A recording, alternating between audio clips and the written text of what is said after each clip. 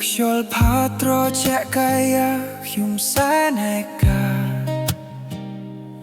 នឹកគ្រួសារធ្លាប់នៅក្បែរធ្លាប់តែជួបជុំធ្លាប់តែសប្បាយធ្លាប់តែរីករាយយើងជួបជុំគ្នាតែពេលនេះពួកយើងបានឆ្ងាយគ្នាយូរហើយ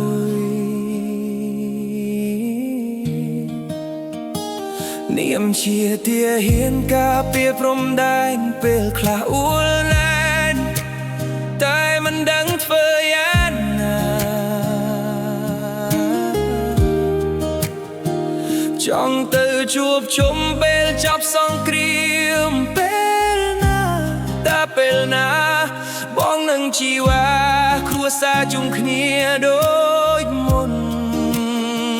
ថាខ្លួនណាអូនបងនៅបានសុខទេកុំភ័យមាសមេ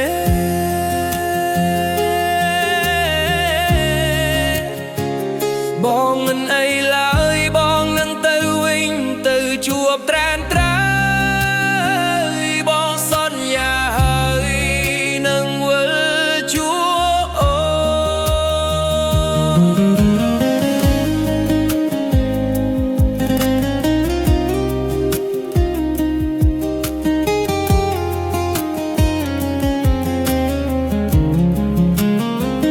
នាមជាទាហានការពារព្រំដែនពេលខ្លះអួលណែនតែមិនដឹងធ្វើយ៉ាងណាចង់ទៅជួបជុំពេលចប់សង្គ្រាមពេលណាតែពេលណាបងនឹងជីវ៉ាគ្រួសារជុំគ្នា